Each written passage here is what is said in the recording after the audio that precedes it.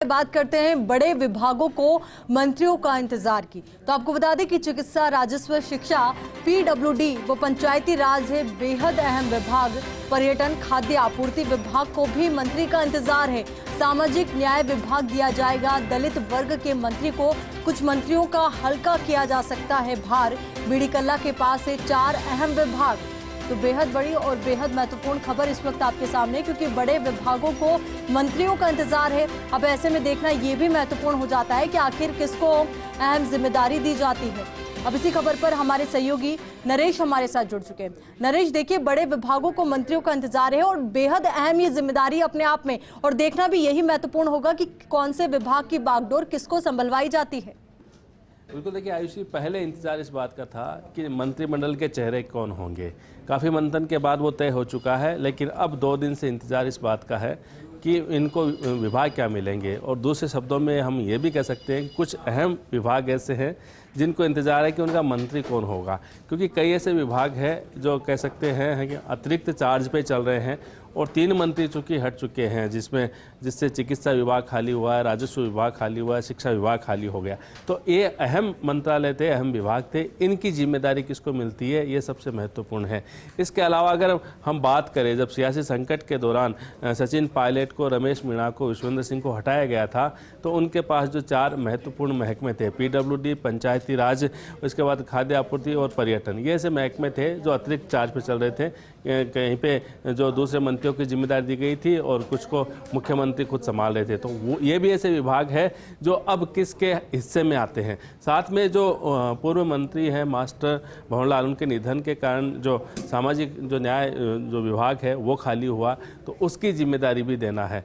तो अब जो डिस्कशन है वो इसी बात को लेके है कि चूँकि चेहरे तय हो चुके हैं, लेकिन ये चेहरे हैं, ये किस घर में जाए, किस विभाग में जाए, ये सबसे महत्वपूर्ण है। अलग अलग चर्चाएं चल रही हैं और साथ में इस बात को लेके भी है, माना ये जा रहा है कि जिन विभाग के मंत्रियों के इस्तीफे हुए हैं उनसे संबंधित जिनका रिप्लेसमेंट हुआ उन्हीं को जो ये जिम्मेदारी दी जा सकती है। जैसे अगर महेश जोशी की बात करें, ब्राह्मण चेहरे के रूप में आए हैं, रघु शर्मा की जगह आए, कैबिनेट मंत्री बने हैं, तो सबसे ज़्यादा संभावना इस बात की उनको चिकित्सा महकमा दिया जा सकता है। लेकिन अब उनके लिए जो पानी का महकमा है उसकी भी चर्चा चल चुकी है, लेकिन कौन सा विभाग उनको मिलता है ये देखना होगा। शिक्षा विभाग किसको मिलेगा, ये सबसे महत्वपूर्ण है। अभी तक गोविंद सिंह डोटासरा के पास ये विभाग था, लेकिन अब ये माना जा रहा है कि सुभाष गर्ग को, जो कि पहले से ही इस तकनीकी शिक्षा को संभाल रहे हैं, संस्कृत शिक्षा को संभाल रहे हैं, और कुछ दिनों पहले मुख्यमंत्री के मंच पे डोटासरा और गर्ग दोनों ने मांग की थी कि संस्कृत और शिक्षा को मर्ज किया जाए। और चूँकि पहले भी वो मध्य शिक्षा बोर्ड के चेयरमैन रह चुके हैं, तो ऐसे में इस बात की ज़्यादा संभावना है कि गर्ग को ये जिम्मेदारी दी जाए। अगर गर्ग को ये जिम्मेदारी नहीं दी जाती है तो फिर बीडी कल्ला, जो पहले शिक्षा मंत्री रह चुके हैं, वो भी इसके दावेदार है। और अगर महेश जोशी को चिकित्सा या जो पानी का महकमा नहीं दिया जाता है तो फिर उनको भी शिक्षा विभाग का जिम्मा दिया जा सकता है। राजस्व विभाग जो हरीश चौधरी के कारण खाली हुआ है, उनके लिए हेमाराम चौधरी सबसे बड़े दावेदार है। लेकिन अगर हेमाराम को तुरंत इस तरह से रिप्लेस नहीं किया जाए तो फिर उनके लिए कृषि विभाग है, साथ में बात करें कोऑपरेटिव, ये ऐसे विभाग है जहाँ पे उनको जिम्मेदारी दी जा सकती है। अगर ये समीकरण बनता है तो फिर लालचंद कटारिया और अंजना उदयलाल, इनकी जो भूमिका है वो भी बदलनी होगी। साथ में देखना होगा कि जो सचिन पायलट के पास जो विभाग थे, पीडब्ल्यूडी और पंचायती राज, उनका दावेदार कौन बनता है, क्योंकि निश्चित तौर पर नरेश, मतलब देखना यही होगा किसको अहम जिम्मेदारी दी जाती है, क्योंकि कहा यह भी जा रहा है कि वापसी करने वाले मंत्रियों को मिल सकते हैं पुराने विभाग, तो वहीं यूडीएच फिर से धारीवाल के पास ही रहेगा। अब इसी खबर पर हमारी सहयोगी और दिल्ली न्यूज एडिटर अदिति नागर भी हमारे साथ जुड़ चुके हैं। अदिति, देखिए, बेहद महत्वपूर्ण ये जिम्मेदारी है, क्योंकि 2023 का जो चुनाव है उसको देखते हुए भी ये रणनीति बनाई जानी है। बिल्कुल, आपने ये कहा, सही कहा। मैं आपको एक ये बताना चाह रही थी कि जितने भी एमओएस हैं, और 10 के 10 एमओएस को इंडिपेंडेंट चार्ज दिया जा रहा है। महाराष्ट्र में अगर देखा जाए तो वहाँ पे जितने भी एमओएस हैं उनको इंडिपेंडेंट चार्ज देने की परंपरा नहीं है। किसी को भी इंडिपेंडेंट चार्ज नहीं मिलेगा, वो एक एमओएस की तरह ही वहाँ पर काम करेंगे। लेकिन राजस्थान में वो परंपरा जारी है, और सभी को, अभी जो नए एमओएस आए हैं और जो पुराने एमओएस हैं, सबको इंडिपेंडेंट महकमा दिया जाएगा, इंडिपेंडेंट चार्ज दिया जाएगा। और इसकी एक और बड़ी वजह ये भी है कि जो जितने भी अभी नए यंग युवा लोगों को लिया गया है, चाहे वो किसी वर्ग से हो, SC ST से हो, इससे हो, तमाम अलग अलग वर्ग से लिए गए, एक सेकेंड लाइन लीडरशिप तैयार करने की ये कवायद है। और जब चर्चा चल रही थी, जब दिल्ली में बैठकर बातचीत हो रही थी आलाकमान के साथ अशोक गहलोत की, तब भी ये था कि उन जिनके अंदर दमदार लीडर्स को लिया जाए या जिनके अंदर पोटेंशियल है, जिनके की योग्यता के हिसाब से उनको लिया जाए, जो आगे प्रदेश में, जैसे आपने 2023 की बात की, तो सेकेंड लाइन लीडरशिप को तैयार करने वाले लोगों को इसमें कहीं ना कहीं शामिल किया गया है, क्योंकि ऐसी चर्चा लगातार दिल्ली में बैठ के चलती रही। तो उन लोगों को लिया गया है और सबको इंडिपेंडेंट चार्ज दिया गया है, जिससे उनके पास काम करने का ज़्यादा, उनको जिम्मेदारी भी ज़्यादा होगी और उनको काम करने का एक्सपीरियंस ज़्यादा होगा, सरकार में डील करने का, जनप्रतिनिधि होते हुए जनता के साथ डील करने का, और एक मंत्रालय को प्रॉपर तरीके से अकेले संभालने की जिम्मेदारी, जिससे कि वो आगे और बेहतर तरीके से और सेकंड लाइन लीडरशिप कांग्रेस की तैयार होती जाए। और जैसे हम देख रहे हैं कि राहुल गांधी हर राज्य में सेकंड लाइन लीडरशिप और या जो अच्छे नेता जो है खड़े करने की कोशिश लगातार बिल्कुल अदिति, इसी से जुड़ा एक महत्वपूर्ण सवाल मेरा ये भी है कि कहा यह भी जा रहा है कि जिस तरीके से आलाकमान के दिशा निर्देश पर ये फॉर्मूला तैयार हुआ, ये खाका तैयार हुआ, उसी के साथ अब कौन से मंत्री को कौन सा विभाग दिया जाना है, इसको लेकर भी आलाकमान के दिशा निर्देश के अनुरूप ही ये पूरा तैयार किया जाएगा फॉर्मेट। जाहिर तौर पे, क्योंकि ये पूरा मंत्रिमंडल पे आलाकमान की छाप है, किसको क्या जिम्मेदारी दी जाएगी, किसको, देखिए जैसे अभी नरेश जी बता रहे थे, ये भी जो पायलट खेमा है ये भी कोशिश करेगा कि उनको अच्छे महकमे भी मिले साथ में, और हर उस व्यक्ति को भी वापस लिया गया। ज़्यादातर जैसे रमेश मीणा, विश्वेंद्र सिंह, उनको भी वापस लिया गया। हालांकि पायलट खेमे की तरफ से रमेश मीणा का नाम शायद उस तरीके से नहीं आया था, मुरारी मीणा का आया था, लेकिन आलाकमान ने यहाँ अपना वादा निभाया। और जहाँ तक विभागों की बात है, पूरी तरीके से कंसल्टेशन आलाकमान के साथ होने के बाद ही विभाग वितरण किया जा रहा है, और संभवतः आज शाम तक, देर शाम तक ये विभागों की भी सूची जल्दी आ जाएगी, क्योंकि लगभग सभी काम तय है। और उसके बाद पार्लियामेंट सचिवों की भी सूची आने की संभावनाएं हैं, और उसके बाद ये माना जा रहा है कि अगले 1 महीने में जिलाध्यक्ष और इस बीच में पॉलिटिकल अपॉइंटमेंट, तो अगला 1 महीना जो है वो लगातार दमदार सूचियों के आने का, लोगों के रिएक्शन का, खुशी का, गम का रहेगा। निश्चित तौर पर राजनीतिक नियुक्तियों का भी सभी को इंतजार है, पर अभी पूरा फोकस जो है विभागों पर है, क्योंकि पहला खाका तैयार हुआ, अब उसके बाद अब यह जिम्मेदारी अपने आप में। तो नरेश, मेरा अगला सवाल आप ही से है, क्योंकि कहा यह भी गया है कि जिन मंत्रियों पर भ्रष्टाचार के आरोप लगे, तो वैसे में उनका भार भी हल्का किया जा सकता है। देखिए,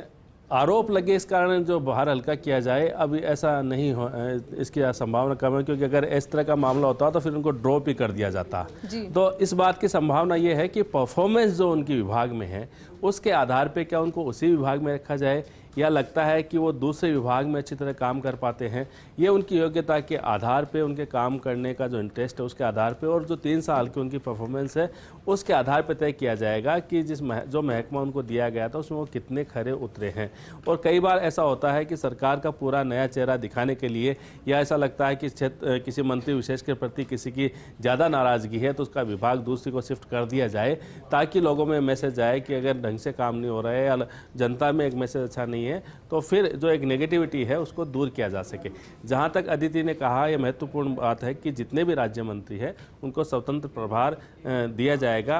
हालांकि जो अब तक जो राज्य मंत्री थे उन सभी को स्वतंत्र प्रभार था, और अब चूँकि 4 और मंत्री जुड़ गए तो उनको भी स्वतंत्र प्रभार दिया जाएगा। ये इसलिए है ताकि मंत्री जो बने हैं उनको ये ना लगे कि वो जूनियर है या वो राज्य मंत्री है, उनके पास भी अपना एक डिपार्टमेंट होगा जिसमें वो सीधे खुद फैसले ले सकते हैं। क्योंकि इससे पहले जो परंपरा थी, अगर इस सरकार से पहले की बात करें तो पहले परंपरा थी कि जो राज्य मंत्री उसको कैबिनेट मंत्री से अटैच करके रखा जाता था, और फिर जो कैबिनेट मंत्री को ही फैसले के अधिकार होते थे, और कभी कभी एक आधा फाइल है वो राज्य मंत्री को भी भेज दी जाती थी। लेकिन मुख्यमंत्री अशोक गहलोत ने ये प्रयोग पहली बार किया कि उनके जो राज्य मंत्री थे उनको हर एक को एक स्वतंत्र प्रभार दिया, चाहे अशोक चांदना की बात करें, सुभाष गर्ग की बात करें, गोविंद सिंह डोटासरा की बात करें, भाटी की बात करें, राजेंद्र यादव की बात करें, जितने भी मंत्री थे, ममता भूपेश की बात करें, सबको अपना एक डिपार्टमेंट था, इसमें अपने फैसले लेने के लिए स्वतंत्र थे। ऐसा ही ये जो 4 मंत्री बने हैं, जैसे कुछ की नाराजगी भी इस बात को लेकर हो सकती है कि वो कई बार से विधायक है लेकिन उसके बावजूद उनको राज्य मंत्री बनाया गया, कैबिनेट मंत्री नहीं बनाया गया, तो ऐसे में उनकी नाराजगी इस बात को लेकर दूर की जाएगी कि उनको अपना डिपार्टमेंट मिलेगा,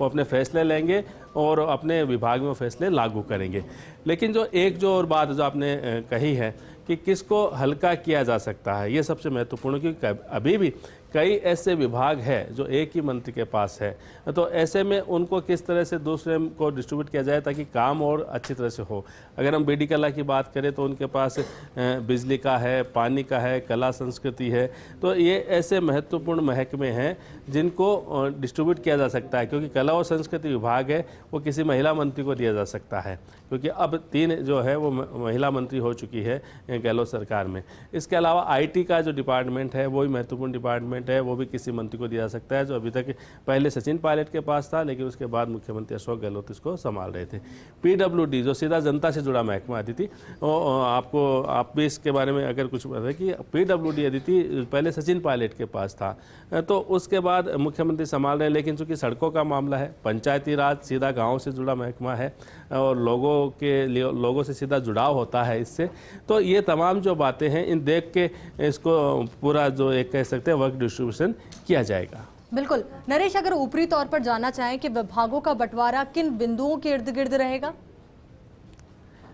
देखिए, जैसे मैंने कहा कि एक संतुलन जिस तरह से पहले मंत्रिमंडल बनाने में हुआ था, ठीक वैसा ही, चूँकि विभाग देना एक पावर डिस्ट्रीब्यूशन जैसा होता है, और राजनीति में अगर पावर का बैलेंस नहीं है तो फिर स्थिति भविष्य में गड़बड़ा सकती है। तो एक तरह से पावर बैलेंसिंग करते हुए कि हर मंत्री है उसके पास अपना एक विभाग इस तरह का हो जिससे वो दूसरे के अपेक्षा खुद को कमज़ोर ना समझे, उनके कार्यकर्ता उनका क्षेत्र ऐसा नहीं समझे। कहा जाता है कि इसको तो हल्का विभाग दे दिया, इसको तो ठंडे बस्ते में डाल दिया, तो किसी मंत्री को ऐसा महसूस ना हो, तो उसकी अपनी एक जिम्मेदारी होगी, उसका अपना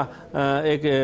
काम करने का जो तरीका जो उनका रहा है ये भी देखा जाएगा कि इंटरेस्ट किसका किस में है। जैसे अगर हम बात करें, लालचंद कटारिया को कृषि मंत्री इसलिए दिया गया था क्योंकि वो ग्रामीण इलाके से आते हैं, कृषि में उनका जो रुचि थी, खुद किसान है, खुद खेती करते हैं, आज भी जब सुबह उठते हैं तो सबसे पहले अपने खेत में पहुंचते हैं, तो वो ज़्यादा अच्छी तरह इस बात को समझ सकते हैं। तो इसी तरह से अगर हम बात करें, नए मंत्री है रामलाल जाट, उनको डेयरी का सबसे ज़्यादा अनुभव है, वो भीलवाड़ा में भी डेयरी के जो चेयरमैन हैं और लंबा अनुभव रहा है उनका, तो उनको इसी तरह का विभाग दिया जाएगा ताकि वो उसमें और बेहतर तरीके से काम कर सकें। कि इंटरेस्ट भी देखा जाएगा, एक्सपीरियंस भी देखा जाएगा और उसी के आधार पर विभागों का बंटवारा किया जाएगा। अब ऐसे में अदिति, आपसे भी एक महत्वपूर्ण सवाल है, क्योंकि विभागों की जो जिम्मेदारी है अपने आप में बेहद महत्वपूर्ण जिम्मेदारी है, और जैसे कि मैंने पहले भी कहा कि 2023 का चुनाव भी है, तो ऐसे में जनता का जो विश्वास है गहलोत सरकार पर, उस पर भी खरा उतरना है, और नए तेवर और नए कलेवर के साथ आगे के लिए किस तरीके की धार दी जाएगी?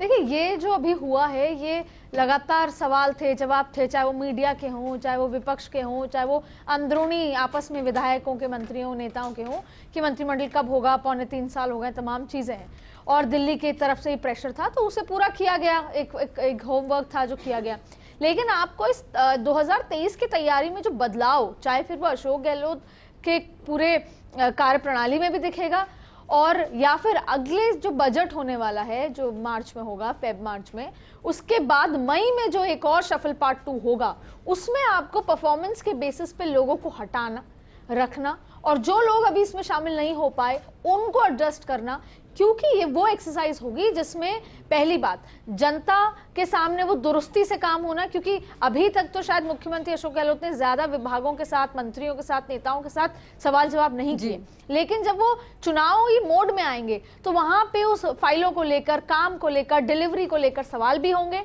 खुद मुख्यमंत्री शायद अपना जो उनके पास जितना काम है, जितने मंत्रालय हैं, उसे भी वो कम करें और फिर वो फील्ड में रहें, वो दौरे करें,